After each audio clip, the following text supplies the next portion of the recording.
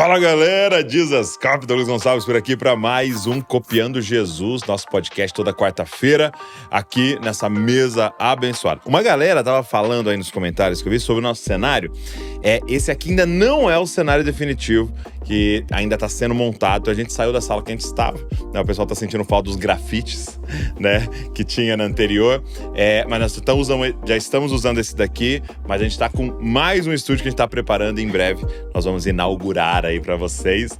Mas nós já deixamos bonitinho aqui para receber os nossos convidados e que bom que você está aqui com a gente, tá? Antes da gente começar, eu queria te fazer um pedido. É um pedido que ajuda muito o canal. É você se inscrever no canal. A gente está chegando a 3 milhões de pessoas declarando que quer copiar Jesus, e aí você se inscrevendo, você ajuda a gente a divulgar ainda mais, a própria plataforma começa a mostrar para mais pessoas, isso vai ajudar muito. Então, se você puder parar um pouquinho aí, se inscrever, e agradecer você que é inscrito já e recebe aí todo o nosso conteúdo. Beleza? Vambora, que hoje já tem um assunto quentíssimo, importantíssimo para conversar aqui, e eu tô ansioso pra gente discorrer sobre esse assunto que a palavra de Deus fala muito e a gente quer olhar à luz do Evangelho, como é que a igreja pode navegar esse ano de eleição que nós vamos viver agora em 2026, beleza? Vambora então pro podcast de hoje.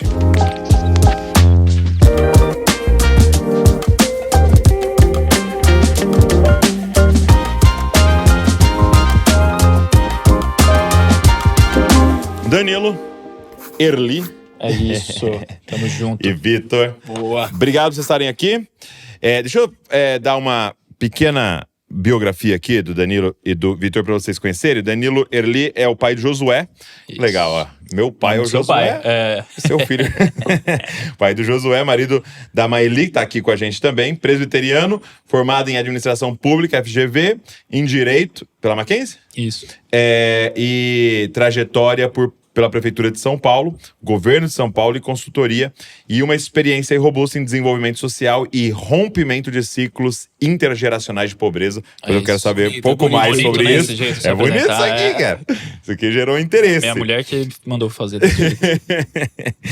E o Vitor de Camilo é presbítero da IP Gilead, é casado com a Marcela, que também está aqui, nos dando a honra de sua presença, cofundador do Justiça Pública, que nós vamos conversar um pouco mais, e é graduado em Direito e Filosofia pela Mackenzie, mestre em Direito Político e Econômico pela Mackenzie, especialista em Teologia Filosófica pelo Seminário Jonathan Edwards. Muito bom, eu vou deixar aqui o Instagram deles, para vocês conhecerem melhor, mas eu queria já começar agradecendo vocês estarem aqui, e também fazer uma pergunta o que é esse movimento, esse projeto Justiça Pública? Legal. Acho que o Danilo pode falar um pouquinho. Show de bola. Primeiro, agradecer a possibilidade de a gente estar aqui. É uma honra pra gente. Muito, muito felizes com a trajetória que vocês constroem aqui na internet. Uma inspiração pra gente, Douglas, legal, com certeza. Legal. Eu gostei que a gente tá falando de política. O Douglas veio estrategicamente de azul, inteiramente de azul. Exato. Que não é nem vermelho, não é nem não verde e amarelo. Né? Já veio estratégico. Ele veio neutro. Já veio neutro. É isso. Tudo pensado. Tudo planejado. Cara, Justiça Pública é um projeto que primeiro nasceu no nosso coração. Eu acho que gostaria de apresentar ele dessa forma. E o Vitor me passou a palavra porque ele começou comigo de maneira individual. Depois ele juntou nessa jornada. Mas numa trajetória muito genuína na minha experiência com Deus. Eu sou nascido na igreja, cresci a vida inteira frequentando a igreja presbiteriana, sou de Campo Grande, no Mato Grosso do Sul. Legal. Mudei para São Paulo para fazer a faculdade aqui em administração pública, porque sempre tive no coração o chamado de trabalhar com a política. É mesmo? Com essa coisa de impactar a gente. Desde Douglas. que idade, assim, cedo? Cara, quando eu tinha 14 anos, na escola eu já comecei a demonstrar algumas coisas em representação de alunos dentro do colégio militar. Eu fiz colégio militar, uma coisa particular. Mas no final do segundo ano, eu recebi um convite para fazer um projeto que se chamava Parlamento Jovem, que eu podia representar como se fosse um deputado estadual dentro da Assembleia Legislativa do Mato Grosso do Sul, que eu tive um mandato lá, passei um ano, fui eleito presidente da casa lá dentro, fiz tem uma lei hoje no Mato Grosso do Sul, que é de minha autoria. É mesmo? Tem um nome? Lei Danilo Erli? Não é Lei Danilo Erli, é uma lei da meia entrada do Mato Grosso do Sul. A gente tinha alguns problemas lá com meia entrada estudantil e tal, e eu preenchi algumas lacunas da lei. Então, pra eu entender, isso com quantos anos? Isso eu tinha 17 anos. Ah, então era uma parada pra o adolescente ali, pro jovem se envolver. Que Exato, legal. pro adolescente se envolver. Muito bom. E aí, na época, lá o deputado estadual gostou da proposta que eu tinha levantado na nossa sessão de parlamento jovem e levou isso pra frente, o governador sancionou. Tem uma lei lá que eu fiz hoje, que roda lá no meu estado. Mas pra você ver como que isso tá um pouco na minha trajetória, assim. E aí, pela graça de Deus, consegui uma bolsa, vim pra São Paulo, fiz uma faculdade legal, que foi administração pública numa universidade boa, que é a Fundação Getúlio Vargas. Num momento em que minha fé estava fria. Eu nunca tive a distante de Deus, mas uma fé fria, eu posso dizer assim. E, cara, eu tive um determinado momento que eu senti muito no coração do Senhor que ele tinha um plano pra mim nessa área de maneira contundente, assim. De que essa era a minha vocação, é a palavra que a gente usa, vocação, de fato. E eu tive um clique, Douglas, de que a gente gasta no nosso dia a dia pelo menos 8 horas trabalhando, se é que você não leva pra casa o trabalho. Eu sei que você trabalha bastante, a gente também, tocando vários projetos ao mesmo tempo. E eu vivia uma fé que eu praticamente ia à igreja só aos domingos. Lógico, faz ali sua devocional, às vezes tá um negócio rápido, mas eu calculei hora, exato. Eu falei, cara, não tem como uma coisa brigar com a outra, não tem como a gente competir dessa forma. E Deus me chamou muito no meu coração como é que a gente pode viver no dia a dia, no trabalho, uma vida diante da face dele. Então, colocando pra jogo aquilo que a gente aprende na Bíblia. Isso começou a arder no meu coração, cara. Depois de algum tempo, eu fui entender que isso tinha nome, que era a aplicação da cosmovisão cristã, que tinha gente estudando isso há muito tempo, mas eu sinto isso muito como uma coisa inspirada por Deus mesmo, de sem ter bagagem nenhuma. Não foi lendo um livro. Não foi lendo um livro, foi um negócio sentido no coração. E que, como cada um tem a sua especialidade, o meu chamado especificamente tá na política. Então, você leu aí meu currículo, avançando um pouco essa história. Eu tive uma trajetória muito legal no governo de São Paulo. A partir de 2020, passei 3 anos trabalhando no governo, na Secretaria de Desenvolvimento Social. Tá. Consegui construir, isso já tinha passado pela prefeitura, tinha finalizado as faculdades, tal, que eu fiz 2 faculdades. Comecei a construir, tinha uma oportunidade de construir uma política pública que se chamava Prospera, e que a gente depois deu uma especialidade chamada Prospera Família. Qual que era a lógica disso? A gente pegava mulheres na extrema pobreza, mãe solo de crianças até 6 anos, que é a faixa que a gente chama da primeira infância na psicologia infantil, na linguagem de políticas públicas. Nessa faixa de renda dessa galera que praticamente só vive do Bolsa Família. Então, que vive só para comer e é isso. E naquele momento da pandemia, a gente estava num estudo, todo mundo naquela loucura dentro do governo. Meu Deus, como é que a gente vai lidar com isso do ponto de vista social? Porque a saúde está estourando lá, mas isso aqui vai deixar um rasgo absurdo na sociedade. E a gente mediu que as mães solo naquele momento teriam um impacto não só nas suas vidas, mas essa geração seria chamada da geração Covid, das crianças até 6 anos. Sim. Porque nessa faixa de idade, o desenvolvimento intelectual infantil, se ele sofre privação de comida, de abrigo, de cuidado, isso aí é um reflexo que a gente não sabe, mas que é pro restante da vida, cara. Então nós começamos a trabalhar em cima desse projeto. E, cara, isso foi muito legal. Nós impactamos 12 mil famílias no estado de São Paulo. Isso daí dá 60 mil pessoas, um orçamento pequeno dentro da realidade, mas mais grande. Se eu falar o montante aqui, eu com 23 anos estava administrando 100 milhões de reais com essa galera. Mais de 300 pessoas envolvidas nesse projeto como um todo. Então foi uma trajetória muito robusta, trabalhei demais. Tive um burnout no fim, porque realmente passei do ponto, assim. E até uma pergunta que eu te faço, assim, cortando. Você que esteve ali, num trabalho como esse, né? Olhando para, talvez, o que a Bíblia chama de as viúvas, né? Olhando ali para órfãos, né? Olhando para os vulneráveis. Existe um grupo de pessoas, e você diria que é maioria ou minoria, que genuinamente está interessado em servir e ver algo acontecendo mesmo? Cristão ou não cristão, dentro do governo? Dentro do governo? Tem, cara. E eu acho que é a maioria. É a maioria? É a maioria. Tem muita gente interessada, tem muita gente que não sabe como lidar, porque o governo, ele é difícil. É burocrático, ele te né? coloca... Mais do que burocrático. Esse é um aspecto. Eu acho que você tem muita gente que fica travado nele. Mas tem outras circunstâncias que são difíceis. E aí que eu vou citar a principal, que é a circunstância política. E às vezes é da política pequena, é da política do local, é de quem que vai ter maior facilidade para falar com quem tá mandando, quem que tem os melhores acessos, quem tem jogo de cintura para lidar com a burocracia, e às vezes com um profissional que tá do seu lado que não tá muito afim, mas que você tem que saber lidar. Então, eu comparo... Minha esposa é empreendedora, né? E eu comparo sempre a nossa jornada como eu preciso lidar com circunstâncias muito diferentes da jornada de um empreendedor. Eu acho que são processos bem semelhantes você tocar uma política pública como essa de um processo empreendedor. Sim. Que é pegar um projeto e colocar ele na rua, tirar do zero e botar na rua. Mas tem muita gente boa, cara. Eu acho que se a gente der condição pra essa galera trabalhar, é muito bom. Deixa eu fazer um comentário em relação a isso, porque eu acho essa pergunta do Douglas muito boa. Porque ela coloca um outro enquadramento pra gente pensar em política também, né? Porque geralmente quando a gente pensa política hoje em dia, a gente já vai numa linguagem de valores em disputa, de grupos em disputa, ou de valores moralmente muito sensíveis. Sim. Então, a primeira coisa que e de bate, pessoas assim, corrompidas. Então as primeiras coisas que vem é isso. Né? São escândalos ou assuntos que são moralmente muito sensíveis, assim. E quando a gente para pra pensar nesse projeto, por isso que eu acho muito incrível, até a gente falou antes de vir pra cá, que eu gostaria muito que o Danilo falasse um pouco dessa experiência dele no governo, porque traz uma outra perspectiva do que a gente tá falando também quando a gente fala de política. Dessa capacidade, de fato, muito pragmática, assim, de afetar a vida de pessoas vulneráveis, de melhorar a vida de pessoas.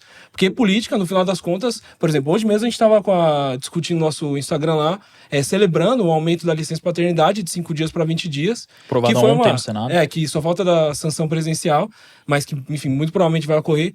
E assim, é uma grande conquista para nós, que defendemos família, que defendemos, alguns valores que são muito importantes. E aí uma pauta que, de repente, passa tão vazia, assim, passa tão desapercebida, que a gente não lembra que existe um espaço genuíno para os cristãos contribuírem com a sua visão particular de mundo, de vida, com seus valores, melhorando a vida de pessoas. Então, por exemplo, obviamente que vão ter não cristãos envolvidos nesse trabalho que o Danilo desenvolveu. E a sua pergunta foi essa também, se tinha gente comprometida, crente ou não crente. Agora, por que os crentes que têm uma visão, que sabem o valor bíblico dos vulneráveis, a importância da justiça, quando a gente lê os salmos, quando a gente vê os profetas clamando o povo de Deus para olhar para essas pessoas, como que a gente pode ver isso e entender a consequência direta, imediata que isso tem para a gente pensar política, para a gente ir atrás de políticas, para a gente apoiar essas políticas públicas, esses projetos. Então, assim, é um exemplo, pode parecer besta, assim, né? Pode parecer que quem estava ouvindo agora, o Danilo estava falando de um projeto que talvez estava muito distante, assim, mas vamos parar para pensar o quão biblicamente fundamentado era esse projeto. Exatamente. Assim, quanto que o senhor se alegra de ver esse projeto indo para frente? E a gente, acho que a gente tem que sair e a gente precisava tentar compreender de forma mais profunda o que o senhor nos chamou para fazer, porque a impressão que quando você tem alguém crente, um presbiteriano e tal, né, e aí você tá lá, você precisa criar um projeto que é ter a Semana Gospel, entendeu? E beleza, pode ser importante e ter esse valor também, é importante expressar também, a igreja poder se expressar, beleza? Mas tem tantas coisas, né? Então, por exemplo, o direito da criança é tão bíblico. É isso. O direito da viúva é tão bíblico, o direito do refugiado é tão bíblico. E vou te falar, Douglas, quando esse projeto, a política ela é engraçada, eu falava de circunstâncias justamente por causa disso. Quando essa proposta apareceu naquele momento, ela apareceu assim: o governador precisa de uma política para mulheres. Okay. E aí já vieram várias propostas muito identitárias, muito ligadas a uma agenda progressista. Só que, cara, ali, pra mim, é um conceito que na política a gente fala que é a janela de oportunidade. Que na linguagem do povo aqui é a seguinte: o cavalo passou selado. Bicho, esse cavalo só passa uma vez. Na hora que eu vi esse cavalo selado, eu falei, então eu vou abraçar esse negócio. É política pra mulheres? Vamos fazer uma política pra mulheres biblicamente centrada. Isso, eu acho que conecta muito com a sua pergunta. Como é que a gente, como cristão, pode aproveitar esse tipo de janela de oportunidades? Era esse o pensamento que que eu acho que o Senhor brotou no meu coração, ao final desse projeto todo, desse período todo de ter entregado essa política pública. Fomos premiados lá em Brasília, na Escola Nacional de Administração Pública. Pô, foi um projeto, cara, sensacional, vida de gente mudada que eu vi acontecer. E Deus falou pra mim assim, não é isso que eu quero que você continue fazendo. É mesmo? Não é isso que eu quero que você continue fazendo, porque legal, tá entregue, foi muito bom. Mas, cara, nós precisamos formar uma geração de pessoas que tenham esse tipo de oportunidade. Que esses cavalos selados passem na frente deles, tá ligado? Sim. E aí o desejo, claramente, foi... Nós precisamos, então, formar essa geração dessa galera. E assim nasce o desejo de construir a justiça pública. Porque toda vez, como o Vitor falou, que a gente olha pra política como uma coisa distante, como uma coisa inacessível, como só de gente ruim, só de corrupção, a gente fala, não vou participar disso... A gente tá deixando espaço pra outra galera assumir. E, cara, não tô falando de dominar nada aqui. Sim. Eu só tô falando o seguinte. Ok. Só tô falando o seguinte. Nós precisamos assumir a nossa responsabilidade. Sim. Num país que tá se transformando numa nação evangélica, a gente aí com 30% de evangélicos e crescendo, com projeção pra chegar a 40%, e sabe-se lá se a gente não vai virar a maioria, a gente tem que deixar de olhar pra isso com um discurso de... isso eu não me envolvo, e passar a olhar com os olhos de responsabilidade. Exatamente. Veja que eu não tô falando de oportunidade de se beneficiar, Não. com oportunidade de só fazer a semana gospel, de ser um despachante da igreja para que você tenha benefício fiscal. Tudo isso pode ser discutido, tem os seus... Tem onde discutir esse tipo de situação. Mas, cara, essa não pode ser a prioridade. A prioridade precisa ser serviço. É isso que Jesus nos chamou a fazer. E servir em qualquer lugar que a gente estiver. É isso que a Justiça Pública quer fazer. A gente foi uma vez... um rapaz da nossa igreja, um pastor, até pastor, ele entendeu isso. Ele falou, cara, eu sinto que o Senhor tá me chamando pra política. Eu falei, então beleza. Né? Então... vamos orar junto, vamos pensar junto e tal. E aí, beleza. Aí naquele ano ele ganhou de vereador. Legal. E aí, eu lembro que a gente foi chamado, os pastores desses vereadores que ganharam foram chamados lá para uma reunião com todos os vereadores que tinham ganhado, tá, beleza. E aí eles foram dando a oportunidade para falar. Aí eu lembro que eu falei pro outro rapaz que tava comigo, outro presbítero, eu falei, seguinte, então... vamos falar e falar biblicamente aqui o que tá no nosso coração. Ele falou, beleza.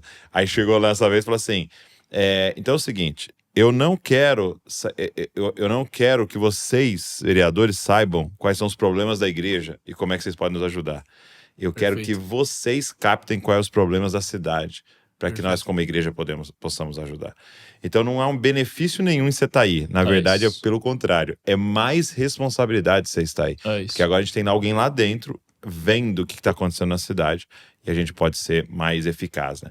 Então eu acho que a gente tem que sair dessa lógica de privilégio, né? E entrar numa lógica de responsabilidade. E vai muito... Eu tava vendo hoje o seu podcast com o Marco Teles, né? Aí tem uma hora que vocês falam de como o dom, ele não é uma coisa boa pra mim, né? Não. É uma responsabilidade e algo bom pro outro. Então quando a gente pensa política, é exatamente isso que você tá falando. Eu queria só falar rapidamente também que essa história... O Danilo teve essa história muito particular que levou ele à Justiça Pública. E aí no ano passado a gente se conheceu, a gente tem alguns amigos em comum da igreja. E aí, enfim, aí a gente comunicou, ele falou do trabalho dele com política, eu achei super interessante. E eu, diferente dele, eu nunca tive uma atuação direta com política. Eu sou do direito, da filosofia, e desde sempre eu gostei muito de pensar essa parte de humanidades, assim. E aí quando eu me converti em 2016, eu comecei a perceber que... Então você já não veio de uma casa... Não vim. Família cristã. Exatamente. Então eram visões muito diferentes, assim. Então, em 2016, quando eu me converto, o tempo vai passando, eu vou vendo que política é uma coisa muito sensível para a igreja. Gerava muitos problemas. Eu vou vendo que, de maneira geral, me faltava clareza do que significaria uma postura bíblica, sabe, de política. Porque parecia muito que era um negócio muito ideologizado, assim, já. Ou algo muito que é visto em contrariedade a algum outro grupo, sabe? Raramente eu via o que significava uma política cristã. E aí o tempo foi passando, eu fui tentando estudar mais isso, pesquisar isso. E aí eu tive esse encontro com o Danilo, e ele me explicou os projetos dele assim, eu achei tão fantástico, porque eu vi um espaço da gente, óbvio, a ideia não é que a gente tenha todas as respostas, né? Isso é impossível.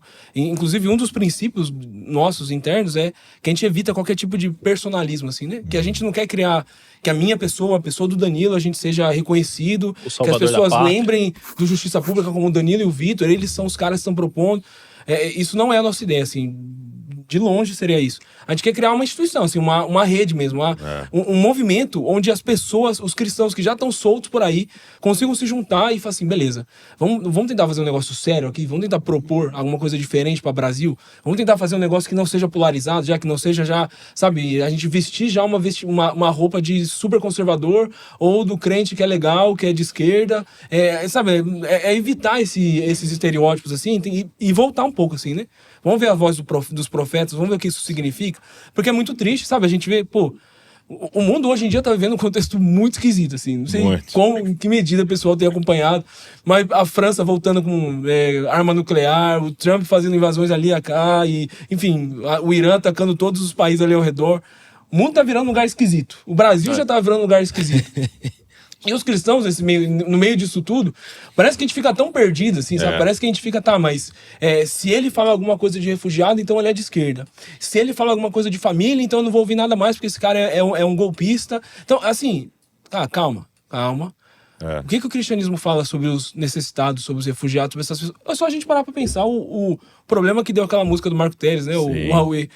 Aí é isso que a gente tá tentando trazer. E aí, não na era sequência, você assim. tem o carnaval... Exato. Família nas latas e tal. Isso. Então, realmente, a gente tá vivendo um momento muito complexo. E aí eu tenho a impressão que a gente sabe, de certa maneira, tem muita gente, por exemplo, tá aqui nos ouvindo, nos assistindo, que entendeu mais ou menos, tipo, entendi o que eu não quero. Mas a pergunta é, qual é a proposta que a gente... Mas, então, o que a gente faz? Porque o caminho tem sido de muitos... Tem sido silêncio e até uma certa omissão, né? É isso. Então, não é isso, mas é o que então, né? Legal. Acho que talvez é uma pergunta que a gente vai trabalhar, mas eu queria que até vocês falassem, porque na definição aqui que a galera da equipe colocou o Justiça Pública como um think tank. É um termo chique só. A gente tá tentando... Eu sei, think tank, né? Que é um laboratório de ideias. Como é que isso funciona na prática? Como é que tem se movimentado a Justiça Pública? Legal. Douglas, obrigado pela pergunta. Assim, acho que isso é muito importante porque às vezes a gente vai falando assim, fica muito etéreo, né? Isso, como é que eu quero que a galera se envolva, né? Boa. O que a gente tá pensando? A gente tem... Aí, Danilo, por favor, você vai me interrompendo aí. Show de bola. A gente tem 3 principais eixos, focos de ação, né? O primeiro foco é o foco eclesiástico, é o foco de divulgação, de auxiliar igrejas com recurso. Então aí entra a parte de mídia, entra a parte de a gente conseguir difundir um tipo de discurso que não seja polarizado, que seja um pouco mais ponderado, que resgate temas bíblicos importantes para a política, com outro tipo de comunicação. Então esse é uma via mais indireta. A gente já participou de algumas coisas em igreja, enfim, de divulgar o projeto, de conversando com pessoas. Tem um outro eixo, são as nossas formações. Agora a gente está com uma formação que já fechou as inscrições, infelizmente, para quem gostaria muito. Vai nos assistir, mas né? semestre que vem vai ter outra, né? Deixa uma lista de espera aí. Pra galera. Vai ter uma lista de espera. Que é a formação, que é um processo onde a gente vai estudar, um grupo de 30 pessoas, com professores assim, Rodolfo Amorim, Matheus Ortega, o David Coises, vários professores muito bons, que a gente vai estudar temas de Brasil, de política, de teologia bíblica, coisas muito importantes pra gente formando uma visão sobre política. E ao final, inclusive, aí já fica o call to action. 18 de julho vai ter um fórum lá no Mackenzie, que a gente vai... Isso presencial, então. Isso presencial, ali no Mackenzie, no auditório da Escola Americana, que a gente vai expor os resultados dessa formação. Vamos ter convidados também, então vai ser muito legal. Eu acho que é legal o pessoal estar junto. 18 de julho. 18 de julho. E o terceiro eixo, esse é o eixo mais estruturado, são os núcleos de pesquisa e desenvolvimento. E é aqui onde a gente vai tentar focar mais. A partir do semestre que vem, a gente ainda está desenhando como isso vai ser exatamente, mas a ideia é que a gente consiga construir núcleos para conseguir pesquisar temas específicos. Então, por exemplo, o Danilo falou o programa da primeira infância. Então, a gente tem um amigo nosso que ele tá buscando mestrado ou doutorado? Mestrado. Tá buscando mestrado numa universidade americana, que é especializado nesse programa da primeira infância. E, enfim, juntar pessoas com expertises diferentes. Isso eu acho que é um negócio que a gente está querendo fazer, que vai ser muito interessante. A gente tem, nessa formação, tem teólogo, tem filósofos, tem gente do direito, tem servidor público, gente que, não sei se pode falar Claro, vereador, né? Vereador, gente que tá na política. Gente que trabalha com o ministro do STF, legal. assim, diretamente. Tem gente muito importante, assim, de vários lugares diferentes. E o legal a gente vai tentar, com essas expertises diferentes, pensar em temas comuns, de lugares diferentes. Então a gente vai conseguir tentar estressar de um ponto de vista jurídico, de um ponto de vista político, de um ponto de vista teológico, de um ponto de vista bíblico, esses temas. E aí, a partir disso, ir moldando o nosso objetivo, que é uma agenda pública. Porque qual que é o grande objetivo do Justiça Pública? É a gente chegar, eu não sei quando Deus aprover, talvez a gente nem esteja aqui mais. Não é um sei. projeto de curto prazo. Sim. Não sei como é que vai ser, mas de a gente conseguir iniciar um movimento que lá na frente a gente vai colher os frutos de uma visão bíblica para o Brasil, assim, sabe? O que significa os cristãos pensarem sobre segurança pública, sobre saúde, sobre família, sobre primeira infância, sobre educação, propostas de fato, assim, né? Muito bom. A gente entende, Douglas, que nossa política está sempre baseada em 4 anos. E ultimamente, nos últimos anos, até pior do que isso, né? A gente viu essas 2 últimas eleições aí, eleições que estão baseadas na negação. Como eu não quero fulano, eu vou nesse. Ou seja, você não vota num projeto, você vota contra algum. O outro projeto. Exato. E a coisa é muito vazia. E é contra outra pessoa, né? Contra Porque outra se você pessoa, perguntasse qual é o projeto dele, a pessoa nem sabe. Não sei nem se eles sabem, né? Qual que é o projeto deles, né? Mas nesse momento, a igreja, ela fica refém de dois caminhos tão vazios de ideias de projeto, como a gente falou. E a gente tem a sensação de que, como o cristão tem, como a gente começou falando aqui, tem pouca profundidade para lidar com um tema que é tão complexo. Isso não é só o cristão, é a população toda. Você não tem tempo, cara, você que tá trabalhando 8 horas por dia, de ficar se envolvendo com política. Você vê ali o Instagram, que o influencer tá respondendo. Mas isso vai baixando a régua, a superficialidade do discurso vai ficando tão fina, tão rasa, que o que a gente adere geralmente ao vocabulário. Pô, falou a linguagem aqui que eu tô acostumado a ouvir e abraça esse tipo de projeto. A gente tem uma visão de que o cristão, ele abraça diferentes temas nesse sentido porque falta uma oportunidade, uma alternativa que se apresente de fato, genuinamente bíblica e diga, porque a Bíblia diz isso, a gente está apresentando isso e isso para o Brasil dos próximos 30 anos. É isso que a gente quer construir no Justiça Pública. E a gente entende que isso não é o Vitor, o Danilo, o Marcelo que está conosco, um pequeno grupo.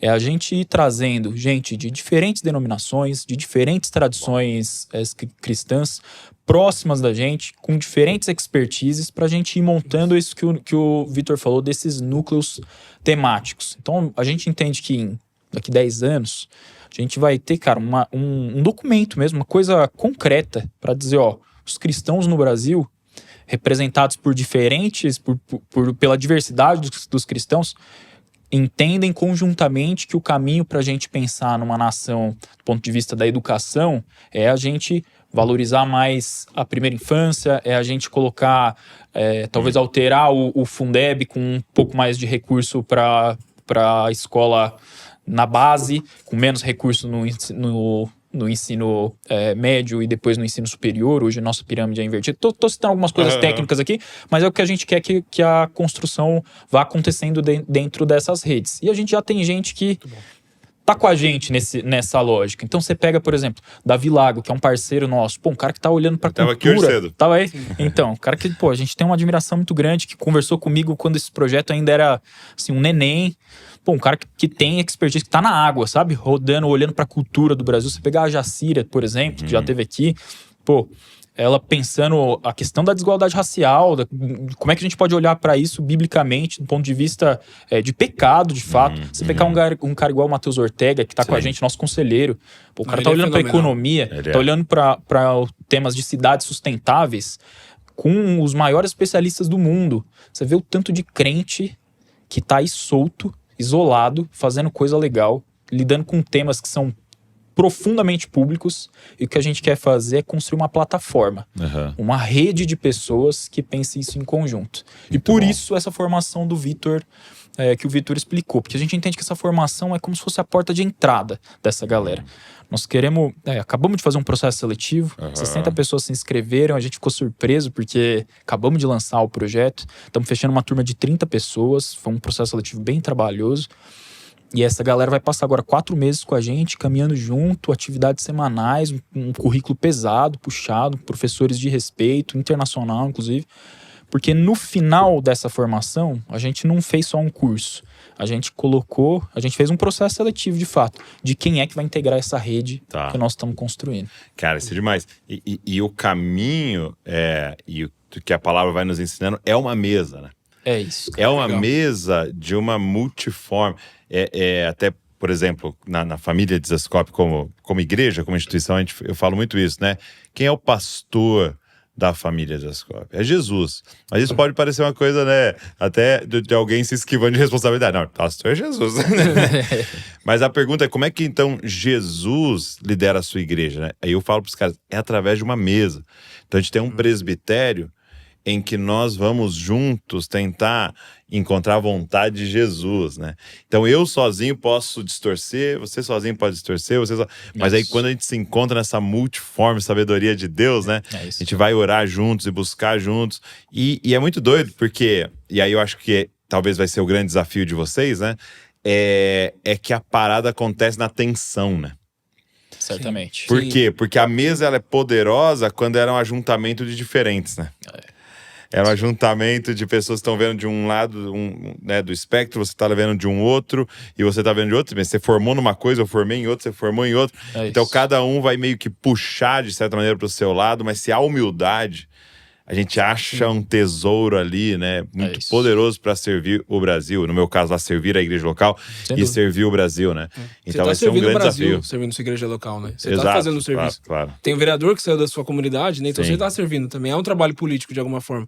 Por isso que, inclusive, quando a gente tá mapeando os perfis, o pessoal eclesiástico é um perfil claramente interessante pra gente e pro projeto que a gente tá tentando construir, porque é uma galera que tem uma capilaridade muito importante, assim, porque... Por exemplo, a gente poderia falar que teologia ou, de repente, essas discussões bíblicas não teriam um impacto direto para pensar política, mas é muito pelo contrário. Nas comunidades locais, a gente aprende... Assim, de verdade, se a gente olhasse comunidades locais, nossas democracias vão ser muito mais funcionais, assim. Sem dúvida. A gente conseguir, sabe, tomar ceia com alguém que é de uma cultura completamente diferente da minha. Eu sou um corpo com aquele cara, assim. Sim. A gente aprende coisas tão importantes na igreja, sentando no banco da igreja.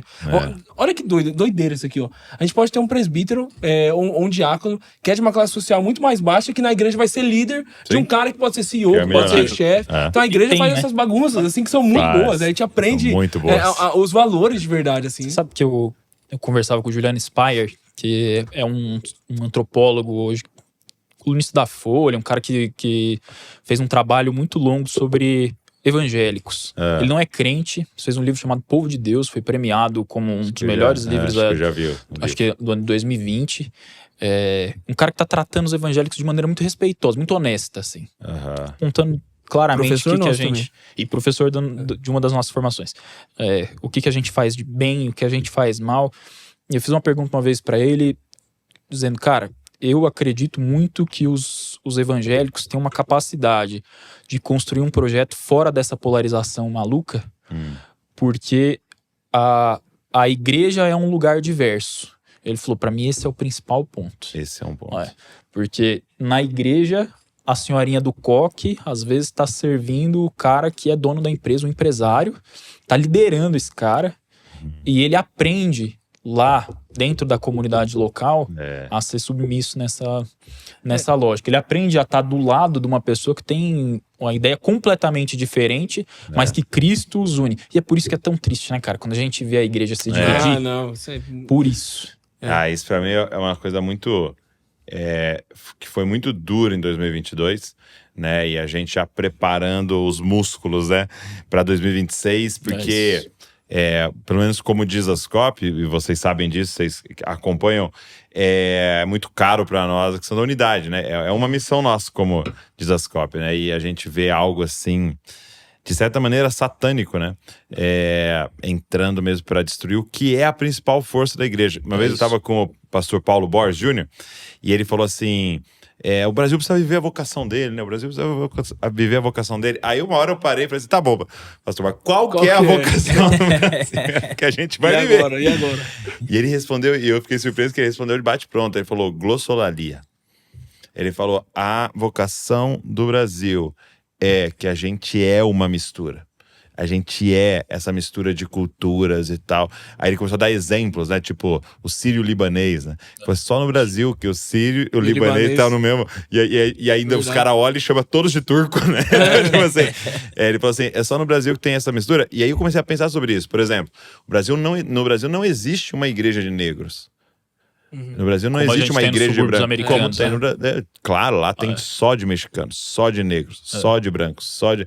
Né? O Brasil, ele toda igreja, em qualquer Cara, isso é lugar, é fantástico. uma mistura. E é o que você falou, é o branco liderando o negro liderando o branco, chamando de pastor, e tal. E o mais pobre, o mais rico, o mais velho, o mais ou que nem eu, tem 37, 38, e eu lidero galera de 60 anos. E o cara vem e fala, pastor, faço isso ou não? E tal. Você fala, cara, isso é muito doido, assim, É né? muito doido. Eu sou presbítero com 27 anos. Eita, Então, nós. então tá Aí bom. tem igrejas mais doidas então, ainda. aí já fica aí. Quem quiser visitar a igreja precisando de Gilead, aí você fica a critério de quem for. Com essa informação aí. Agora, minha pergunta então, 2026, talvez alguém possa até estar assistindo em outra época, mas nós estamos diante de um ano eleitoral. Como que, como igreja, nós devemos nos movimentar em um ano como esse, ou até mais amplo, como igreja nós temos que lidar com a questão do assunto política? Legal.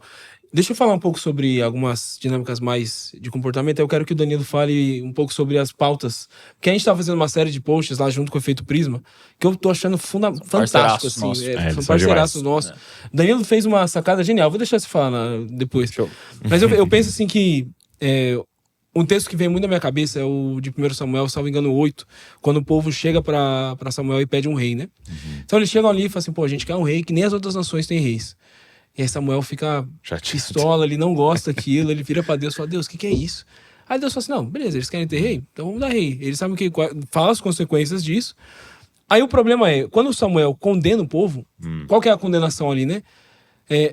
É a ideia de que o povo olhava para as nações ao redor, falava assim, bom, essas nações eles têm dinheiro, eles têm sustento, eles têm proteção, eles têm uma série de coisas. E parece que o Senhor não tá dando isso pra gente. Ou seja, eu quero aquilo ali, porque o Senhor não tá bancando aquilo ali, o Senhor não tá dando aquilo que esses outros deuses estão dando. E aí vira uma idolatria política, né? Então por que eu falo que eu lembrei disso? Porque o que a gente vê constantemente a gente olha para os projetos, a gente olha para esse personalismo, assim, né? Hoje são os nomes, né? Bolsonaro, Lula, enfim, os nomes que forem. E a gente olha, a igreja pode olhar para essas pessoas como assim, pô, esse é o cara, entendeu? Esse é o cara que vai entregar aquilo que Deus não tá entregando. Porque o Brasil não tá no lugar. O Brasil não tá fazendo o que devia estar fazendo. A economia não tá no lugar, aí cada um vai acusar o outro de estar fazendo uma coisa, sabe? E essa dinâmica. E os cristãos no meio disso, eles são pegos porque, na minha leitura, e pensando nesse texto de 1 Samuel, parece que os cristãos estão olhando e falam assim, pô, Deus não tá entregando, então esse cara vai entregar. Esse é o cara que vai entregar. Então eu acho que um passo primordial, assim, pra gente lembrar, inclusive a gente colocou isso também no nosso, chama uma espécie de manifesto interno, para ajudar a gente a lembrar daquilo que a gente tá fazendo, né? Um ponto que a gente fez questão de colocar é que a gente precisa ter uma postura de confissão de pecado mesmo, assim, sabe? De arrependimento. A gente olhar para o Senhor e falar assim, Senhor, eu sou tendencioso a fazer isso. Eu sou o primeiro a olhar e achar que o Senhor não tá dando conta. Que o Brasil não tá indo para frente e o Senhor não tá dando conta e eu preciso achar alguém que vai fazer. Eu preciso achar alguém que vai bancar, que vai fazer essas coisas, porque eu acho que o Senhor não vai fazer. E assim, eu não quero ser triunfalista, né? Talvez as coisas não sejam perfeitas aqui na Terra. Talvez o Senhor não faça com que tudo seja, sabe, o Éden já seja feito aqui agora, assim. Mas eu acredito piamente que a gente tem que olhar e buscar a melhora na qualidade de vida das pessoas, assim. A gente tem que olhar e se preocupar com a melhora do nosso país também. O problema é quando a gente olha para isso e se perde nessa dinâmica idolátrica mesmo, assim, sabe? Quando o nosso coração, a gente não tá atento para essas dinâmicas, porque são deuses, né? A esfera pública tá cheia de deuses. E os deuses estão chamando a nossa atenção. Eles querem que a gente olhe. E se a gente não tá atento do que tá acontecendo, que o nosso coração tá em disputa, rapidamente a gente se perde com isso. A gente se perde como igreja com isso. A gente se perde... E isso que é interessante, a gente tá falando aqui agora, da divisão na igreja, né? A gente se perde quando eu me vejo condenando algo que, de repente, eu sei no meu íntimo que é bíblico, sabe? Por exemplo, eu me vejo condenando quando alguém fala de incluir negro na igreja. Porque eu falo, não, mas isso é marxismo, isso aí é coisa de esquerda. Mas você então acha que negros, a gente não pode ter essa diversidade, o pobre não tem que ser chamado pro banquete, a gente não tem que ter uma atenção especial pro pobre? Não, sim. Mas então por que você tá condenando, sabe? Por que você tá falando que é marxismo? Porque você tá perdido, assim, porque vira quase uma esquizofrenia, assim mesmo. Você não sabe o que você tá defendendo, você só tá indo contra alguém. Você tá indo contra um inimigo, assim. O seu próximo já não é, isso vocês falaram hoje no podcast, o próximo já não é o próximo que eu quero servir, é o próximo que eu quero combater. Então, assim, essas dinâmicas eu acho que é a primeira coisa pra gente se atentar enquanto igreja. E, naturalmente, talvez quem tá ouvindo a gente aqui não seja já radicalizado, né? Talvez a pessoa já entenda essas coisas. Mas ela tá em contextos onde, de repente, tem muita gente que não entendeu, assim, que ainda tá muito radicalizado no seu coração, que tá olhando para essas coisas com muita ira, sabe? Com muita raiva, com muito rancor. E, de repente, é um espaço de evangelismo mesmo, assim, um espaço de cuidado. E eu tô indo pra essa linha, tô saindo totalmente, assim, da técnica, da filosofia, porque eu acho que a gente precisa dessas coisas mais simples, antes de pensar em qualquer coisa. Sem dúvida, porque eu creio que, por exemplo, uma doutrina fundamental para nós, para falar de política, e parece que elas não se conectam, mas totalmente, é a depravação total. Com certeza, é a doutrina do pecado, porque é a gente chegar e dizer assim, gente, qual que é o problema? Ah, não, é o pobre, é o racismo. Não. Isso aqui são os problemas, mas o problema se chama pecado. E desculpa, o Bolsonaro não vai conseguir resolver esse, nem o Lula vai conseguir, nem o próximo da direita, nem o próximo da esquerda. Não vai resolver isso aqui. E aí que nós só temos um Messias, nós só temos um Senhor que vai vir para resolver o problema. Tá? Agora, beleza, quem tem um projeto melhor pra gente, enquanto Cristo não volta e o problema é resolvido, a gente possa manifestar o reino, né? Nisso que a gente crê de família, nisso que a gente crê de justiça e tal. Então, enquanto a gente não entender que, tipo assim, cara, é isso aqui que é a grande questão, porque é muito louco, e isso eu vejo, de novo, voltando para o meu âmbito de igreja, né? A própria igreja, quando a gente não lida com o pecado e fica tentando lidar com essas coisinhas, até a lei é usada para matar os outros. Isso, até porque a gente vai transformando tudo, se o pecado não foi lidado. A gente consegue idolatrar qualquer coisa, qualquer né? Coisa, inclusive o texto bíblico. Sim. Até a palavra de Deus. Uma vez eu vi uma palestra do Guilherme de Carvalho, que é uma outra referência pra gente aqui também. Você conseguiu entender? Que é difícil. Mas ele diz, cara, consegue. As coisas demoníacas são coisas divinas idolatradas e transformadas em pecado. Muito bom. Então, até se o diabo conseguiu pegar a palavra de Deus, falar pra Jesus e transformar em idolatria um versículo, cara, por que é que eu e você não podemos cair nessa? Se Jesus foi tentado pelo próprio demônio.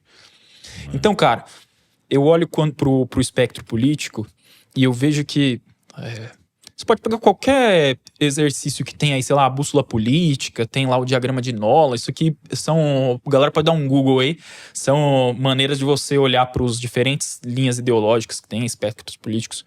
Cara, qualquer um deles, tem alguma virtude cristã. O problema é quando essa virtude ela ocupa um espaço de idolatria e aí ela ocupa o lugar de Deus. Então, se você pegar a justiça, que tá cruzando salmos inteiros, tô lendo salmos com meu filho todo dia de manhã, tem 2 aninhos, Josué. Muito bom. Cara, quantas vezes a justiça aparece, tá no nome da nossa organização, é tão bonito. Cara, a justiça pode ser idolatrada e se tornar um pecado para alguém que coloca ela acima de Deus, acima do que o texto bíblico vai colocar. Você pode gerar uma equidade absoluta, onde todo mundo tem que ser igual, e isso não é o que Cristo defendeu, isso não é o que a palavra de Deus defendeu.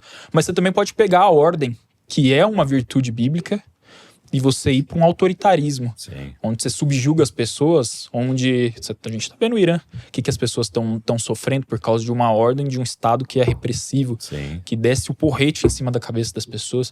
Então, cara, eu acho que o primeiro passo para a gente olhar para 2026 é a gente desconfiar. O crente, eu acho que ele tinha que ser desconfiado.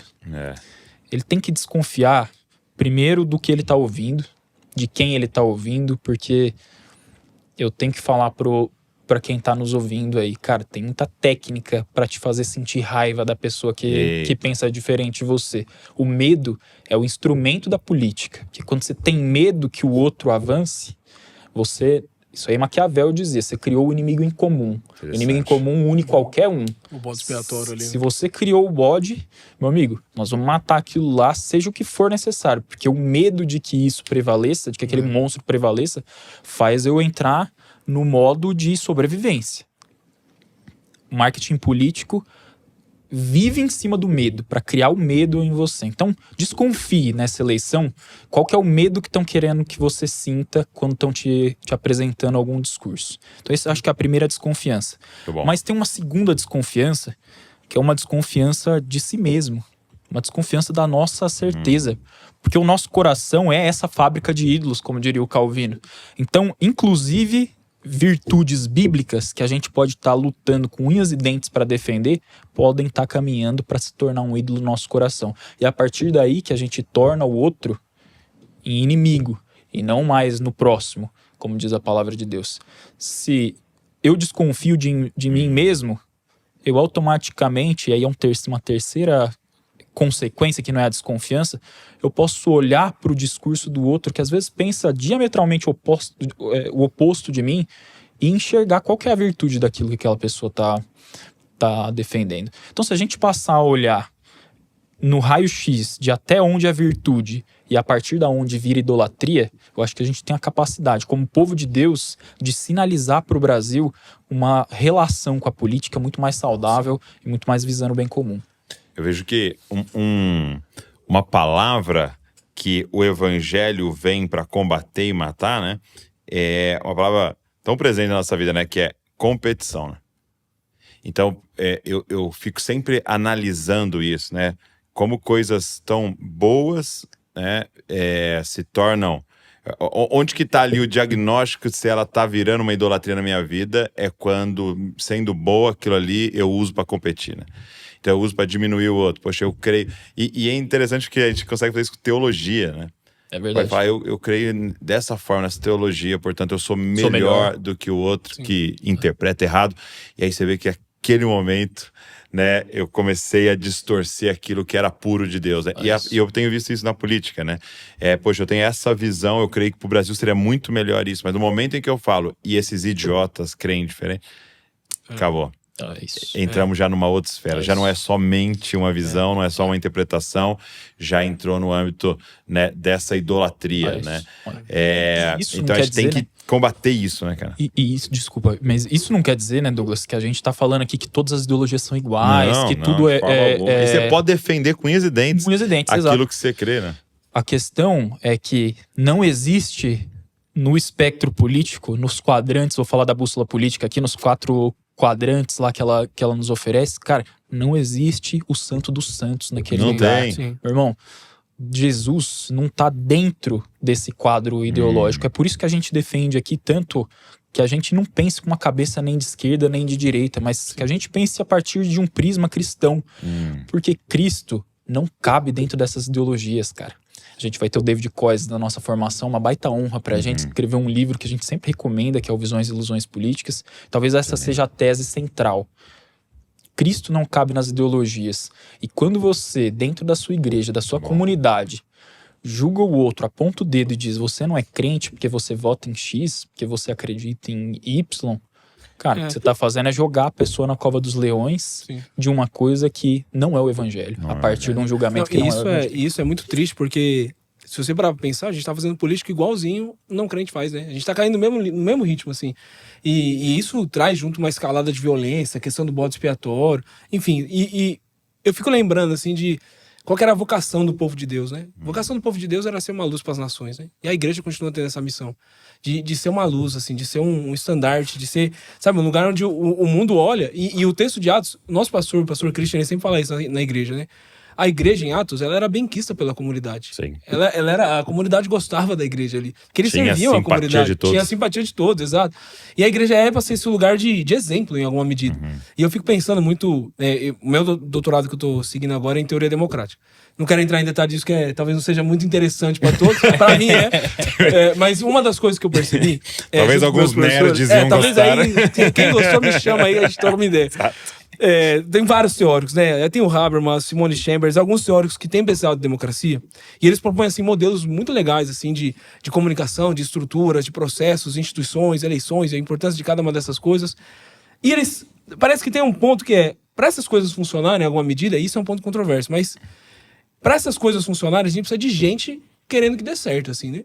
Porque se a gente tá numa sociedade onde todo mundo quer a morte do próximo, não importa quão bom vão ser os sistemas, as instituições, a violência vai escalar, assim. Porque a violência vai ser um instrumento político, que nem o Danilo falou, vai ser uma moeda de troca, vai ser, sabe, formas de você se lançar. Então, vai acontecer. Verdade. Agora, se esse é o padrão de comunicação política hoje, de lidar, de polarização, de violência, de escalada, porque isso dá voto, porque isso alimenta a economia de atenção, porque os algoritmos adoram isso e tudo mais... Quando o crente faz isso, ele está simplesmente alimentando um sistema que é completamente pagão, assim, nesse sentido. É um sistema que é completamente anticristão, que é um sistema de degradação do outro em favor de um projeto pessoal meu. É assim, algo que é completamente anticristão. E aí os cristãos têm um chamado que é justamente de fazer aquilo que esses teóricos olham e falam assim, tá, a gente precisa de gente querendo viver. A gente precisa de gente querendo de virtudes democráticas, né? Que queiram conversar, que queiram sentar na mesa, voltando para aquele tema. Que queiram, sabe, algum grau de compaixão, que tenham essas virtudes, solidariedade, que são temas que, se a gente tá ouvindo assim, pode parecer, não, mas isso aí é tipo, sabe, isso aí não sei, isso aí não sustenta, mas... É isso que a gente precisa, é aquilo que o Roy Capper vai falar do capital moral, né? Essa capacidade da gente se preocupar uns com os outros. Aonde a gente aprende isso? Na igreja, uai. Nas famílias, sabe? É lá onde a gente deveria aprender essas coisas. Isso é a base da ética cristã, né? E a gente tem um contexto para fazer isso. E é quando a gente vê as igrejas... enfim, de novo, eu sou fã desse cara. Ele fez um post esses dias falando sobre como a igreja é usada, né? E isso traz tanta vergonha pra gente. E a gente vê as igrejas sendo simplesmente palanque para políticos não cristãos, para dinâmicas não cristãs ou anticristãs se desenvolverem, sabe? Às vezes a gente vira um instrumento de canalização disso, assim, de potencialização desses discursos, desse ritmo, dessa dinâmica, e quando a gente devia estar fazendo o oposto. A gente devia estar sendo exemplo para as pessoas, a gente devia estar sendo exemplo de cidadãos que servem ao seu próximo, que servem àqueles que discordam de mim. Por isso que justiça pública, é por isso o nosso nome também, que não é um nome nosso, queria que fosse, mas não é. É um conceito já muito estabelecido assim, na tradição neocalvinista, que é o pessoal que eu pesquiso, que é a ideia de que a justiça, o chamado do Estado, da política, é servir o bem de todos, assim, né? É fornecer estruturas legais para que todas as instituições, comunidades, cidadãos, independentemente das suas perspectivas de cosmovisão, de vida, de mundo, de religião, eles possam se desenvolver com dignidade, enfim, possam ter um espaço adequado para todos. E é isso que a gente está procurando. E aí, quando a gente pensa e entende os pressupostos disso, a gente vai ver coisas muito simples, assim, né? O DNA da igreja, do serviço da igreja sendo essa luz para os povos. Enfim, e eu lembro do... acho que é o texto de Miqueias 6, salvo engano, versículo 8, quando ele vai falar do que o Senhor ama, né? Que o Senhor ama a compaixão, o Senhor ama a misericórdia. E aí tem outro tema bíblico que, assim, pra mim é uma das coisas que mais me move também, que é a ideia do shalom, que a gente vai ver lá em Isaías 11. Que é, assim, esse texto pra mim é um dos textos mais bonitos, que o Senhor vai falar quando o cordeiro, ele tá ali pastando junto com o leão, né? Ou seja, é um contexto onde presa e predador eles estão juntos, mas ninguém mais quer caçar um ao outro. É o Éden ali de novo sendo restaurado, né? A paz entre os relacionamentos, a harmonia entre todos, a gente olhando pra isso, a gente sabe qual que é o horizonte que a gente tem que olhar. E não tem como eu olhar pra isso e na minha vida presente agora, eu querer destruir o outro. É incoerente, não faz sentido isso. E engraçado que isso, pra mim, antes era uma certa tensão. Em que sentido, né? Porque esse texto que você citou, eu creio, e a forma que eu interpreto, é que ele tá ali falando sobre o milênio. Ele tá falando sobre depois que Jesus volta e a restauração de todas as coisas, né? E havia uma tensão dentro de mim nisso, porque assim... Então, peraí. A gente não tem condição de fazer melhorar tudo. A gente... Pelo menos pra mim, olhando as profecias bíblicas, muita coisa vai piorar, entendeu? Vai ficar ruim. O anticristo vai se manifestar e coisas aí terríveis vão acontecer quando você olhar para as profecias bíblicas. E aí, então, beleza, se tudo vai ficar ruim, pra que eu vou cuidar desse tal de meio ambiente? Pra que eu vou cuidar desse tal de floresta amazônica? Pra que eu vou ficar separando lixo? Pra que eu vou ficar cuidando do sei o quê? Deixa explodir, Jesus volta e resolve, né? Mas aí que até um dia eu entendi, tipo assim, cara, essas coisas que vocês estão citando, né, essa palavra justiça, essa palavra amar, servir, não é porque vai dar certo, é porque é quem nós somos. É isso. É uma responsabilidade, né? Você vai resolver o problema da cidade inteira? Não, eu vou ser crente. E se resolver o problema de 2, de 5, de 10, de 100 com isso, amém. Mas eu não tenho outra opção a não ser amar, servir, ser justo. Eu não tenho outra opção. Não é questão de dar certo ou não, né? É questão da nossa natureza. E aí, pra mim, isso que resume ser profético. Exatamente. Porque aí você tá pegando o princípio de Isaías 11, que é a era por vir, e anunciando ela com a sua vida. Exatamente. Com a sua forma de fazer política, sua forma de liderar uma empresa, sua forma de fazer qualquer coisa, né? É uma vida que anuncia, né? Cara, perfeito. Eu lembrei do Walter Brueggemann agora, da imaginação profética, né?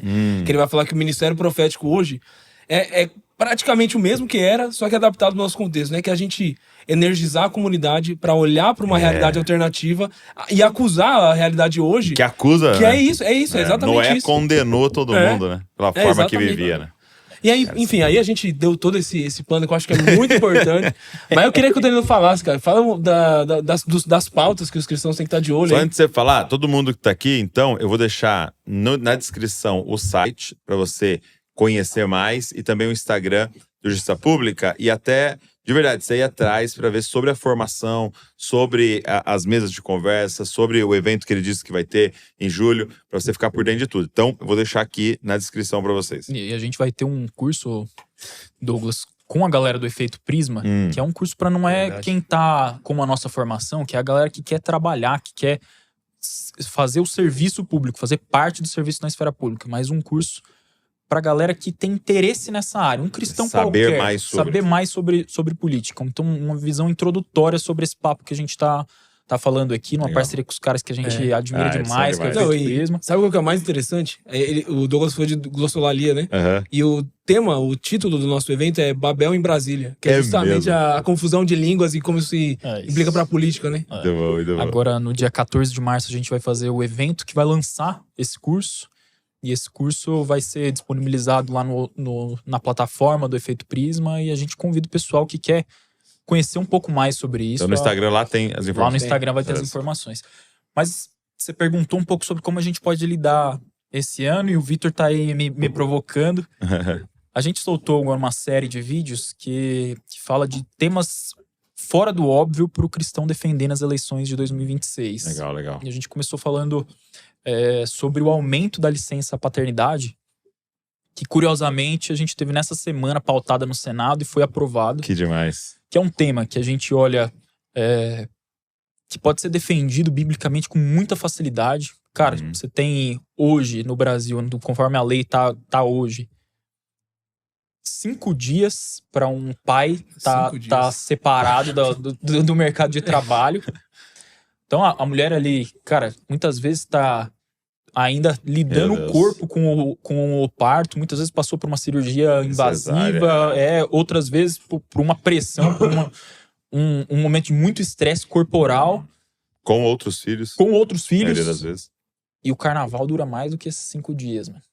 Qual que é a mensagem que a legislação brasileira tá passando para as famílias? Que o pai não tem responsabilidade com essa criança. É isso que a gente tá... E aí você pode olhar a partir disso com um prisma super ideológico, com um prisma progressista ou com uma visão mais conservadora. Cara, não interessa pra nós, que esse nosso olhar aqui é bíblico. Olhando só pra Bíblia, qual o que é o ela diria? conceito de família que a gente acredita, cara? A gente não tem como olhar pra esse tema e não defender que o pai assuma mais responsabilidade dentro dessa família, do cuidado com ele. O que a criança precisa, né? O que essa criança precisa. Aí você pode ir pra técnica, olhar do ponto de vista da psicologia infantil. Qual que é a importância dos primeiros dias você formar o vínculo entre pai e filho? Você tá vendo que a gente, com diferentes linguagens, com diferentes pontos de vista, a gente consegue olhar para um tema e começar a construir complementação para esse embasamento. Então aí tá aí um baita tema que o cristão... Agora, aí pela graça de Deus, a gente teve lá, os senadores aprovaram, já tinha passado na Câmara. Nós vamos ter até 2028, se não me falha a memória, essa transição de 5 para 20 dias de licença paternidade. Não é o ideal, mas, cara, é um baita passo para as famílias brasileiras, especialmente as mais vulneráveis, como a gente começou falando. Mas tem um tema que a gente vai falar aí um pouquinho mais para frente, que é a questão do uso de dados e inteligência na segurança pública. Aí alguém vai falar, mas segurança pública é fascista. Cara, esses rótulos não interessam pra gente. O que a Bíblia diz. Não é o que a Bíblia diz. Quando você tem uma segurança bem implementada no governo, você tem segurança para todos. Você tem estabilidade no nosso relacionamento. Governo, né? Um chamado do governo, estabelecer a paz. Chamado shalom, bíblico, né? como vocação do Estado. O Vitor falou. E, cara, a gente tá vendo aí nos últimos anos como o uso de inteligência... Tô dando um spoiler aqui agora, tô pensando que esse vídeo ainda não saiu. Mas... acho que vai sair antes do podcast, né? Tomara. Mas, como o uso de dados na segurança pública tem diminuído letalidade policial, a morte dos nossos policiais, de quem tá servindo a gente na rua, né, uso de câmeras. Como o uso de inteligência diminui isso, você tá colocando a tecnologia a serviço da polícia para ter melhor resultado em no que interessa para nós, que é segurança, ter mais segurança, tendo mais bandido preso ou com menos incentivos para praticar o crime. Como, por exemplo, o uso lá do Smart Sampa, que são as câmeras de reconhecimento facial. Cara, esses dias, eu sou muito palmeirense, né? Achei que eu não ia falar sobre esse é o único Vamos problema. encerrar aqui, né? Esse é o único problema. Que o Douglas é corintiano, com certeza. São Paulino. Fomos roubados, inclusive, falando de segurança. Chama a polícia já. Chorando, né? Ontem eu tava lá na final lá do Palmeiras e, pô, hoje em dia você utiliza um reconhecimento facial para entrar no estádio. No último jogo, Palmeiras e São Paulo, 3 foragidos da justiça foram presos ao tentar entrar no estádio. É mesmo? Cara, conectou ali a inteligência de dados da segurança pública com uma coisa privada, um evento cultural, que é o evento do esporte. Os caras colocaram a cara lá e já foram conduzidos pro DP. Já tava ali. Ali. Eu não sei se você viu esses dias, eu vi... E era da torcida do Palmeiras, né? Torcida do Palmeiras. Sabia. Era a torcida única, né? Só falo do Corinthians aí. Não, eu vi esses dias que eu pesquiso muito de tecnologia também, eu trabalho com isso. E esses dias eu vi um post lá de um desenvolvedor brasileiro, não sei se você viu isso, que ele pegou as bases de dados de vários sistemas abertos, assim, né? Do Banco Central, enfim, do INSS, pegou, enfim, as APIs ali, os sistemas de vários desses instituições, e ele fez um esquema de conseguir bater os dados ali, e ele já identificava de antemão, assim, as possibilidades de... teve um gasto acima de um gasto normal, porque era tudo automatizado, tinha inteligência artificial no meio. Então ele falou assim, o cara pegou um leite condensado por R$50 aqui, isso aqui pode ser que seja um negócio perigoso. Aí esse desenvolvedor, ele começou a fazer uns tweets assim, eu amo muito minha vida, eu nunca me mataria, se alguma coisa acontecer. Muito bom. E aí tem um terceiro tema que a gente tá discutindo também, cara, é o cuidado com o dinheiro público.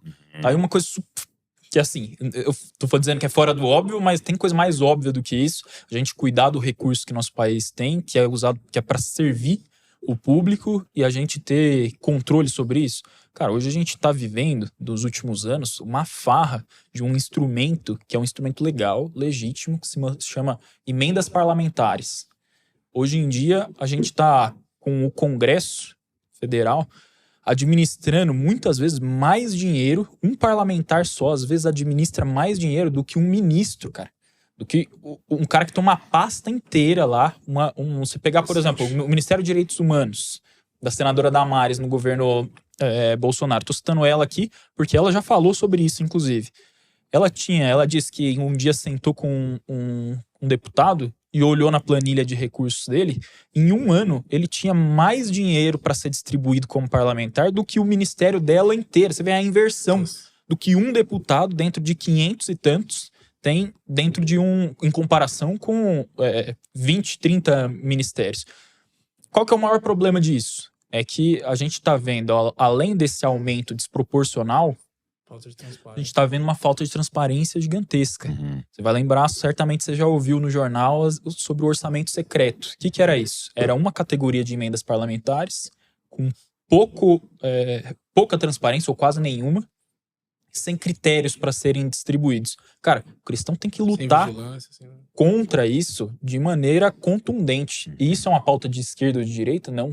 Todos os espectros ideológicos estão se aproveitando. Uma pauta de justiça. É uma pauta de justiça. Então tem tanta coisa, Douglas, pra gente se unir, que a gente não precisa ficar pegando os pontos que a gente discorda pra gente guerrear entre os irmãos, cara. Esse acho que é o nosso principal mote. No tópico aqui do Código de Conduta dos Ministros de STF, aí, que também é um outro baita tema. Um outro baita tema que une também de esquerda a direita, né? Então, eu acho que fica aí muita coisa, né? Interessante. Fica aí um convite. Encontrar esses lugares de encontro dessa luta que o senhor colocou a gente pra lutar. É isso, cara. Agora, uma pergunta que eu queria fazer pra vocês da galera que tá nos ouvindo, talvez alguém tá aqui e falou, cara, interessante esse testemunho que você deu e eu me sinto vocacionado pra isso. O que você diria pra um jovem ou uma jovem que se sente vocacionado, que gostaria de começar em direção a isso? Por onde começa? O que fazer? O que eles poderiam procurar? O que eles tinham que se atentar? Boa, legal. Acho que em primeiro lugar, leia a Bíblia e faça oração. Eita. Não, eu acho que eu gosto muito tem um conselheiro nosso que chama James Skinner, que é um bom velhinho, parceiro nosso.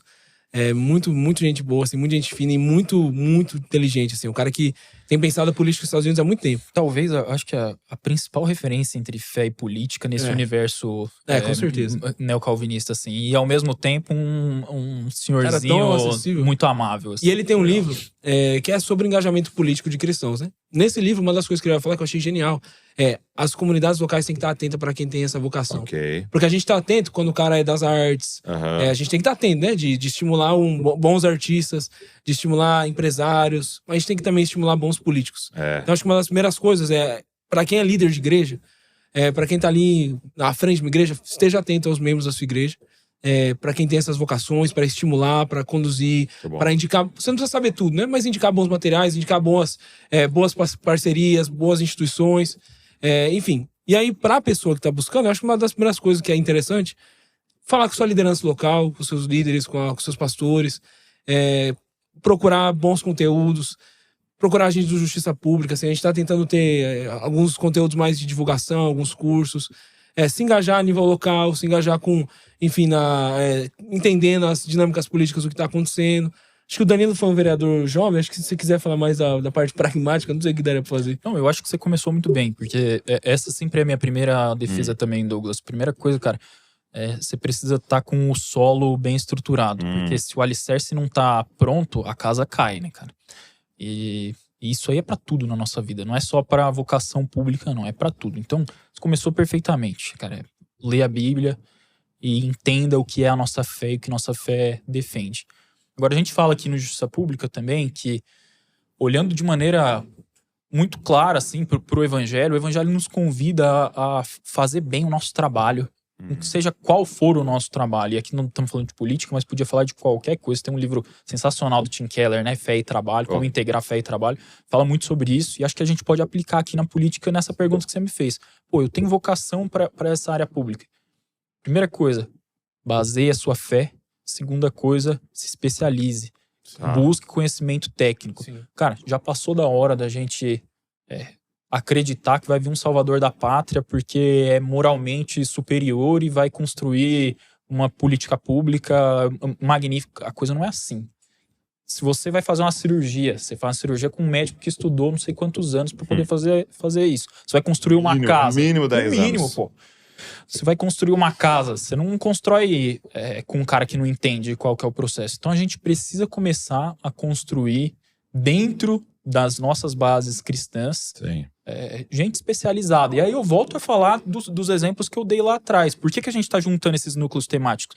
Porque, pô, quando você vê um cara igual o Matheus Ortega, igual o Davi, igual a Jacira, igual o Marcelo Caíque, que a gente falou da primeira infância aqui, tantos exemplos que a gente tem que hoje já estão perto da gente, se especializando nos seus temas, quer dizer que essa galera, pô, deu passos, batalhou ali para hoje ter condição de administrar os seus talentos, como a parábola vai dizer, com serviço, com especialidade, com excelência. Conhecimento, né? Isso, cara.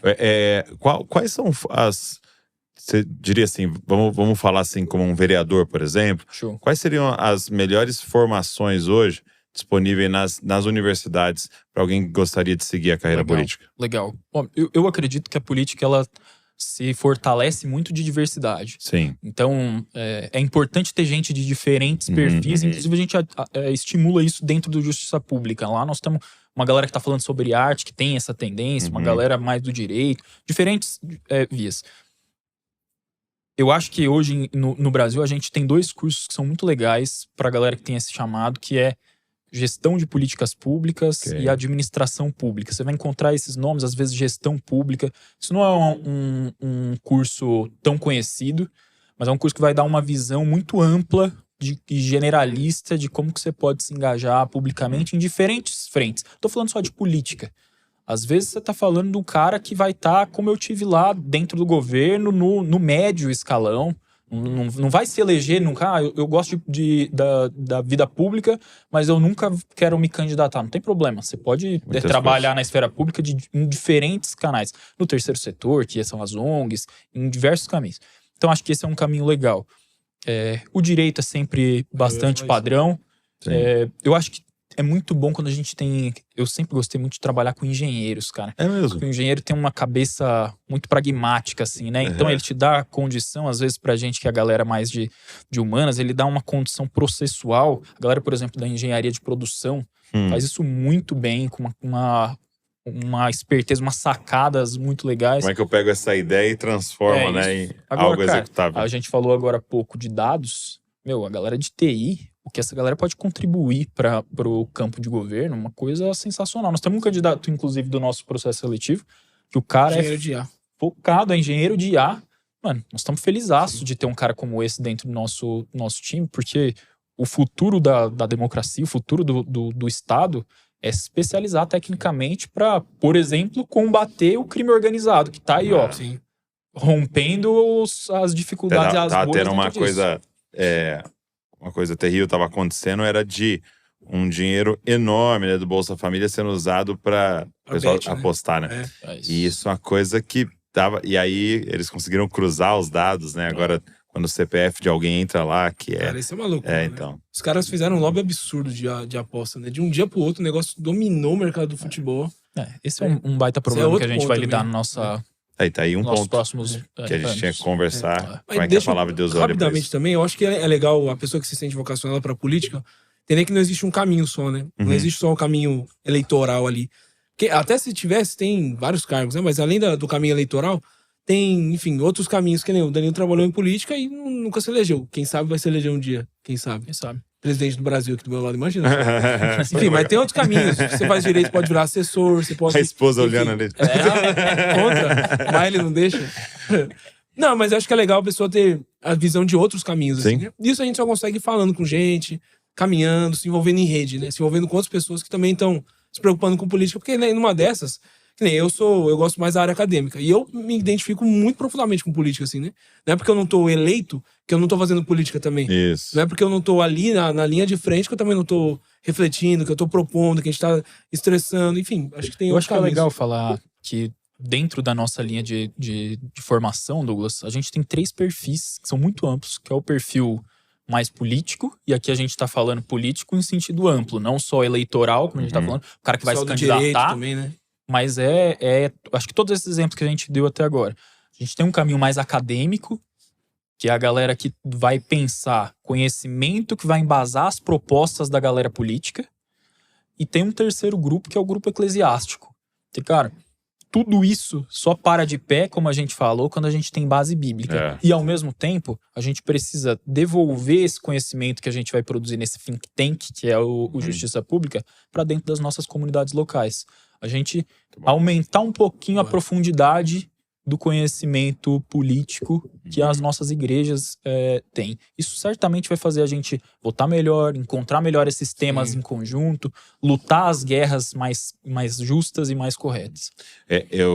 Quando estava na plantação da igreja, quando esse irmão nosso falou, eu gostaria de me candidatar e tal, né? E aí eu lembro que, na época, eu fiz um Zoom com o pastor Paulo Borges, né, que é um conselheiro nosso, assim. E aí eu perguntei pra ele, poxa, estamos acontecendo isso, como você acha que a gente deveria se posicionar e tal, né? E aí ele falou um negócio muito interessante, ele falou assim, chama ele, né, que quer se candidatar, e você fala assim pra ele, seguinte, você quer se sente vocacionado? Sim, então pronto, você já é. Boa. Começa a servir a cidade. Se a cidade vai te reconhecer com um cargo, legal, é uma coisa. Mas mesmo sem cargo, você vai continuar servindo a cidade. É isso. E olhando para os problemas que estão acontecendo e achando solução, né? E aí ele me deu esse exemplo que eu achei maravilhoso. Ele falou assim, porque o José chegou no Egito governador daquele lugar. É verdade. Então, na prisão, ele estava fazendo política e resolvendo as coisas. Verdade. Na casa de Potifar, ele estava resolvendo as coisas e sendo o melhor. Buscando aí um dia o governo reconheceu o que ele já era, né? Nossa, então, às vezes, a gente fica esperando o cargo, o ganhar a eleição e tal, para começar a fazer. Então, acho que para quem está nos ouvindo, começa fazendo política, arrumando sua cama. Lavando a louça. Começa com o talento que lhe foi confiado, né, cara? É isso, é parábola na sua mão hoje, né? E querendo ou não, eu voto muito pra... Cara, porque pra mim a vida da igreja é uma das coisas mais importantes pra gente pensar política, sabia? Porque é um microcosmo ali, né? É um o cara microcosmo. quer fazer política, olha pra igreja. Com certeza vai ter gente necessitada. Tem gente com algum problema lá. Vai ter problemas Na calçada Algum da sistema igreja. que você poderia criar para que fosse mais justo, melhor, mas... Então, eu acho que esse tema que você tocou, Douglas, é muito legal no momento que a gente tá vivendo. Porque, cara, o celular, o algoritmo transformou a maneira como a gente olha pra vida pública também. Hoje, faz mais sentido de capital político, né? De engajamento, de sucesso político, o cara gravar um buraco na rua e atacar o prefeito para poder na próxima eleição se eleger vereador, do que ele gravar ele tapando aquele buraco junto com a comunidade, fazendo alguns serviços para um vereador então eleito. Faz mais sentido ele atacar, ele ser oposição, ele atacar o prefeito, do que ele destinar uma emenda, falei de emenda, olha o jeito bom de usar a emenda, uma emenda parlamentar para tapar aquele buraco, para construir um hospital, para resolver uma ponte numa comunidade que precisa. Então, a gente está começando a construir, cara, um jeito de fazer política em que faz mais sentido você hipervalorizar o problema e construir ódio em cima do problema, ataque, do que você trabalhar pela construção. Porque a construção é técnica, é chata, não dá like, demora. Isso, cara, vai virar uma bola de neve para os nossos próximos anos. E é por isso que a gente tem falado. Nós vamos construir um movimento que ele tem tudo para dar errado, assim. Porque ele aposta no contra-intuitivo. Sim. Onde a galera tá lucrando na rede social com o engajamento da briga, a gente tá falando, não vamos brigar, nós vamos conversar, nós vamos sentar e conversar. Aonde o caminho é apontar o problema, a gente quer sentar na mesa para construir solução. Só que a gente confia num Deus que é contra-intuitivo, né, cara? Exato. E ele é quem vai colocar a gente onde a gente quiser chegar. Que na obediência, no amor, né, é dando a outra face, é andando a segunda milha, que vai vencer. Vai vencer. Sem dúvida nenhuma. A gente foi em Roma, né, pra pregar lá, tal, esse ano, e aí eu tava com a Val e com a Luísa, e aí a gente foi visitar a prisão Marmetina, né? Nossa, é lindo demais. E foi muito louco, assim, porque aí a gente chegou lá, a Val tava... O nosso guia era o ChatGPT, né? Aí onde a Val chegava, ela colocava... E aí ela fez uma pergunta, explica pra gente melhor sobre a prisão Marmetina e tal. E o ChatGPT, lógico, já tá com informações da Val, né? Sabe que ela é crente, né? Então é muito legal a forma que ele foi fazendo. Aí ele falou, aqui aconteceu isso, né? A tradição diz que Pedro e Paulo ficaram presos aqui e tal, não sei o quê. E aí ele foi dando várias informações. Aí no final ele quis ser meio inspirativo, assim. Mas foi muito legal o que ele escreveu, que foi assim... E é interessante pensar que eles eram apenas 2 prisioneiros, né? Homens, 2 prisioneiros comuns aqui, né? Numa prisão e com um império gigantesco, né? Poderosíssimo, o maior da terra. Mas o império passou e a mensagem que eles pregavam continua viva. É isso. É muito verdade. E é isso, né, cara? E a gente crê que parece que um projeto como esse, que um movimento como esse, pode ser pequeno. Olha tudo que está acontecendo, que cosquinha isso faz. A gente crê que nós estamos lidando com uma mensagem eterna. Né? É isso aí. E que, no final, vai prevalecer, né? Amém. Vai prevalecer. Amém. Eu lembro quando eu fui pra Roma também. Aí quando eu tava lá, eu tava ouvindo muito aquela Único do Marco Teres, a pessoa do F-Hop. Aí tem uma parte no final que ele vai fazendo espontâneo ali, ele começa a falar, né? Cadê as autoridades? Cadê a majestade de Roma? Cadê os poderes? Que tudo se desfez, né? Diante do Senhor. Então, é maravilhoso, porque você olha ali, você passa em Roma, você vê todas aquelas ruínas, mas de um império que era o maior império talvez do mundo, assim. E aí você para pra pensar, assim, que tudo isso é pó diante do Senhor também, né? Que o reino dele vai permanecer pra sempre. E isso é o futuro, isso é a realidade que a gente tem que olhar pra ver a nossa vida presente, conseguir ter um critério pra saber o que a gente tem que fazer também, né? É isso aí. Enfim. Obrigado, meus amigos. Valeu mesmo. Obrigado, uma honra, um privilégio. Uma honra, esse papo. E não só obrigado por esse 1 hora, mas obrigado pelo que vocês estão fazendo, obrigado por esse movimento, obrigado por acreditarem e terem a coragem de semear numa próxima geração. E como vocês citaram, né? Talvez a gente nem veja, né? Mas não tem problema, pelo reino e pelo rei, né? Que é muito maior do que a gente. E que o Senhor dê muita sabedoria para vocês, ousadia, coragem e que mais pessoas se juntem a vocês aí nessa luta. Amém. Douglas, mais uma vez, muito obrigado pela oportunidade. Assim, tava falando hoje rapidamente, sei que já acabou, mas hoje a gente tava ali fora ali, aí eu olhei e falei assim, rapaz, quem diria, né, que um aninho depois a gente estaria aqui no Jesuscope, grande Jesuscope. Então, muito obrigado pelo convite. Assim, pra gente é uma honra. É a prova de que Deus tá abrindo portas, que Deus tá fazendo a obra dele e a gente fica muito honrado de fazer parte disso. Então, muito obrigado e... Tamo juntos. Queria convidar a galera que tá nos assistindo aí, que sente que pode colar com a gente, participar com a gente, se aproximar lá do nosso Instagram, @jus.pub. A gente tá precisando de voluntário, de gente que gostaria de... Gente, pelo amor de Deus, se tem alguém de marketing que gostou, por favor, entre em contato. Legal. Isso. Uma galera que tá afim de estar junto, de construir junto com a gente, de servir. E a gente tá muito feliz, cara, de poder construir isso, não pra nós, mas, como você falou, pro crescimento do reino. Que ele seja glorificado na nossa vida e enquanto esse projeto abençoar a vida das outras pessoas e servir a ele com misericórdia e com compromisso. Muito bom. Muito bom. Você que está aqui nos ouvindo, então, como eu disse, eu vou deixar na descrição o site, vou deixar o Instagram deles também, para você poder entrar em contato e conhecer mais e servir. E, cara, pode ser o Senhor te direcionando aí para as próximas etapas, as próximas coisas que ele tem para a sua vida. Eu queria te fazer um pedido. Pega esse link, compartilha com a galera. Às vezes, ouvindo aqui, você lembrou de alguém, manda para essa pessoa, para que mais pessoas possam ser abençoadas por essa conversa. Deus abençoe você e não se esqueça, você é uma cópia de Jesus. Tô aqui para agradecer você que está sempre aqui com a gente no podcast Jesuscope. Eu espero que você tenha sido abençoado pelo nosso canal e eu queria te fazer um pedido. Será que você poderia se inscrever aqui no canal? A gente pega às vezes as estatísticas, a gente sempre vê que tem um grupo muito grande de pessoas que assiste, mas não é inscrito.